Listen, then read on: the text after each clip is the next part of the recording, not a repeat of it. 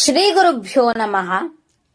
ಶಂಕರಾಚಾರ್ಯ ವಿರಚಿತ ಶ್ರೀ ಸುವರ್ಣಮಾಲಾ ಸ್ತುತಿಯ 22ನೇ ಶ್ಲೋಕ ಎಂದರೆ ವ್ಯಂಜನಾಕ್ಷರದ ಚವರ್ಗದ 2ನೇ ಅಕ್ಷರ ಹಾಗೂ ವ್ಯಂಜನಾಕ್ಷರದ 7ನೇ ಅಕ್ಷರ ಹಾಗೂ ಸಂಸ್ಕೃತ ವರ್ಣಮಾಲೆಯ 22ನೇ ಅಕ್ಷರ ಅದೇ ಛಕಾರ.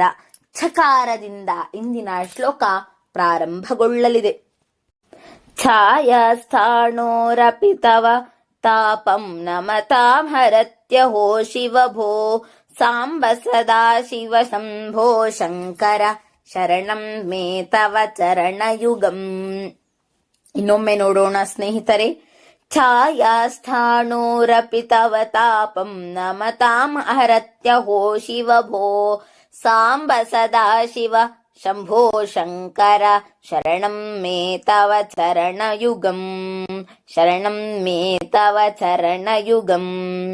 ಛಾಯಾ ಸ್ಥಾಣೋಃ ಅಪಿ ತವ ತಾಪಂ ನಮತಾಂ ಹರತಿ ಅಹೋ ಶಿವ ಭೋ ಸಾಂಬ ಸದಾಶಿವ ಶಂಭೋ ಶಂಕರ ಶರಣಂ ಮೇ ತವ ಚರಣಯುಗಂ ಇತಿ ಪದಚ್ಛೇದಃ. ಭೋ ಶಿವ ಅಹೋ ತವ ಪಾಪಂ ನಮತಾಂ ಛಾಯಾಸ್ಥಾಣೋಃ ಅಪಿ ತವ ತಾಪಂ ಹರತಿ ಸಾಂಬ ಸದಾಶಿವ ಶಂಕರ ಶಂಭೋ ಶರಣಂ ತವ ಚರಣಯುಗಂ ಮೇ ಶರಣಂ ಇತಿ ಅನ್ವಯಾರ್ಥಃ. ಇನ್ನು ಅರ್ಥವನ್ನ ನೋಡುವುದಾದರೆ, ಹೇ ಶಿವನೇ, ಶಿಥಿಲಕಾಂಡದ ನೆರಳೂ ಕೂಡ ನಿನ್ನನ್ನು ನಮಸ್ಕರಿಸಿದವರ ದುಃಖವನ್ನ ಪರಿಹರಿಸುತ್ತದೆ. ಹೇ ಪಾರ್ವತೀ ಸಹಿತನೇ, ಸದಾ ಮಂಗಳಮಯನೇ, ಶುಭವನ್ನುಂಟು ಮಾಡುವವನೇ, ನಿನ್ನ ಚರಣಯುಗಳವೇ ನನ್ನಾಶ್ರಯವು ಎಂಬುದು ಇದರ ಅರ್ಥವಾಗಿದೆ. ಇನ್ನು ಭಾವಾರ್ಥವನ್ನ ನೋಡುವ ಸಮಯ. ಶಿವನ ಒಂದು ಕರುಣೆ ಮತ್ತು ದಯೆ ಅಪಾರವಾದದ್ದು. ಕೇವಲ 2 ಅಕ್ಷರವನ್ನ ಉಳ್ಳಂತಹ ಶಿವ ಎಂಬ ನಾಮ ಜಪವನ್ನ ಯಾರು ಮಾಡ್ತಾರೋ ಆ ಭಕ್ತರಿಗೆ ಒಲಿದು ಬಿಡುತ್ತಾನೆ ಶಿವ. ಭಕ್ತರ ಹೃದಯ. ಅಂತಹ ಶಿವ ಎಂತಹ ಕರುಣಾಮಯಿ ಎಂಬುದನ್ನ ಮೊದಲು ತಿಳ್ಕೊಳ್ಬೇಕು. ಶಿವನ ಕರುಣೆ ಮತ್ತು ಪ್ರೀತಿಯನ್ನ ಸಾರುವ ಸುಂದರವಾದಂತಹ ಕಥೆ ಭಕ್ತ ಕಣ್ಣಪ್ಪನ ಕಥೆ ಮತ್ತು ಸುಗಂಧಿ ಕಥೆ ಅದ್ಭುತವಾಗಿ ಶಿವನ ಕರುಣೆ ಮತ್ತು ಪ್ರೀತಿಯನ್ನ ಎತ್ತಿ ಹಿಡಿಯುತ್ತದೆ.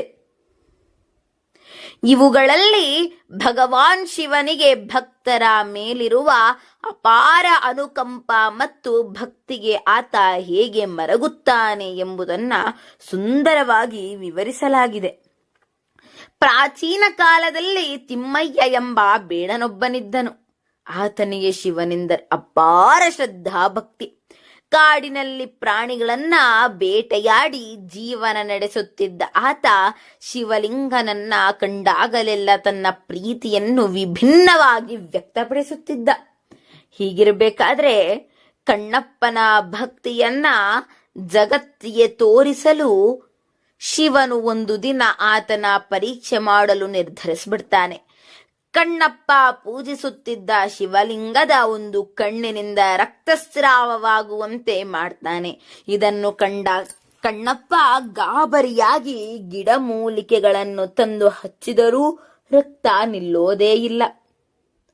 ಕೊನೆಗೆ ತನ್ನ ಕಣ್ಣನ್ನೇ ಕಿತ್ತು ಶಿವಲಿಂಗದ ಕಣ್ಣಿಗೆ ಜೋಡಿಸಲು ಕಣ್ಣಪ್ಪ ಮುಂದಾಗ್ತಾನೆ.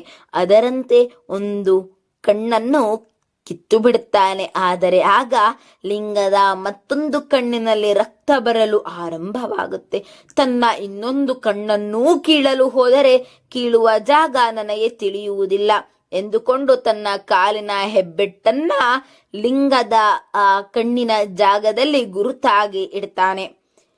ತನ್ನ ಭಕ್ತನ ಈ ಕರುಣಾಮಯಿ ಹಾಗೂ ನಿಸ್ವಾರ್ಥ ಪ್ರೀತಿಗೆ ಕರಗಿ ಹೋದ ಶಿವ ತಕ್ಷಣ ಪ್ರತ್ಯಕ್ಷನಾಗಿ ಕಣ್ಣಪ್ಪನಿಗೆ ತನ್ನ ದರ್ಶನ ನೀಡಿ ಆತನ ಭಕ್ತಿಗೆ ಮೆಚ್ಚಿ ಕಳೆದುಕೊಂಡ ಕಣ್ಣುಗಳನ್ನ ಮರಳಿ ಆಶೀರ್ವದಿಸ್ತಾನೆ. ಹೀಗಿರಬೇಕಾದ್ರೆ ಕೇವಲ ಭಕ್ತಿಯೊಂದೇ ಸಾಕು ಶಿವನ ಮೆಚ್ಚುಗೆಗೆ ಪಾತ್ರರಾಗಬೇಕಾದ್ರೆ. ಹಾಗೆ ಒಮ್ಮೆ ಏನಾಗುತ್ತೆ ಅಂತ ಹೇಳಿದ್ರೆ, ಶಿವನ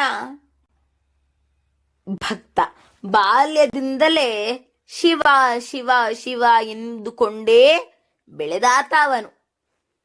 ಹೀಗಿರಬೇಕಾದ್ರೆ ಒಂದಿನ ಏನಾಗುತ್ತೆ ಅಂತ ಹೇಳಿದ್ರೆ, ಅವನಿಗೆ ಒಂದು ಹವ್ಯಾಸ, ಮರವನ್ನ ಹತ್ತುವ ಹವ್ಯಾಸ.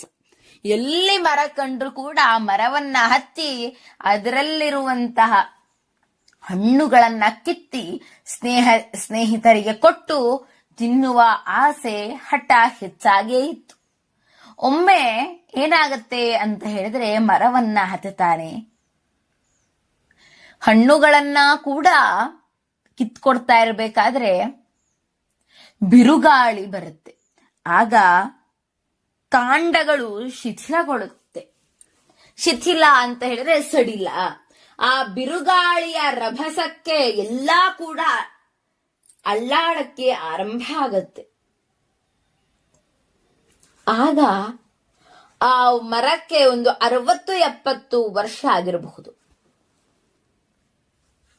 ಆ ಹುಡುಗನ 4 ತಲೆಮಾರಿನ ಹಿಂದಿನವರು ನೆಟ್ಟದ್ದು. ಹೀಗಿರಬೇಕಾದ್ರೆ ಅದು ಬಿರುಗಾಳಿಯ ರಭಸವನ್ನ ತಡೆಯಕ್ಕೆ ಆಗ್ಲಿಲ್ಲ. ಅವನಿಗೆ ಏನು ಮಾಡ್ಬೇಕಂತ ಗೊತ್ತಾಗ್ತಾ ಇಲ್ಲ. ಇಳಿಯಕ್ಕೆ ಹೋದ್ರೆ ಬಿರುಗಾಳಿ, ಎಲ್ಲಾ ಕಡೆ ಗಾಳಿಯಿಂದ ಮಣ್ಣು, ಧೂಳಿನ ಕಣಗಳು ಮುಖಕ್ಕೆ ಬಂದು ಬಡಿತಾ ಇದೆ.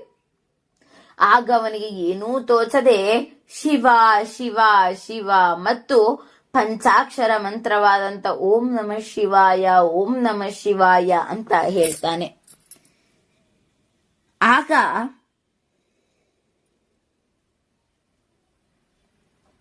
ಅವನಿಗೆ ಆ ಬಿರುಗಾಳಿ ನಿಂತು ಬಿಡುತ್ತೆ. ಅವನು ಸುಲಭವಾಗಿ ಕೆಳಗಿಳಿದು ಬಿಡ್ತಾನೆ. ಆಗ ಅವನಿಗನ್ಸುತ್ತೆ ಶಿವನ ಮಹಿಮೆ ಎಂತಹದ್ದು ಅಂತ. ಹೀಗೆ ಭಕ್ತರ ಒಂದು ಕೂಗಿಗೆ ಕರುಣೆಯನ್ನ ತೋರುವಾತ ಆ ಪರಮಶಿವ. ಹಾಗೆ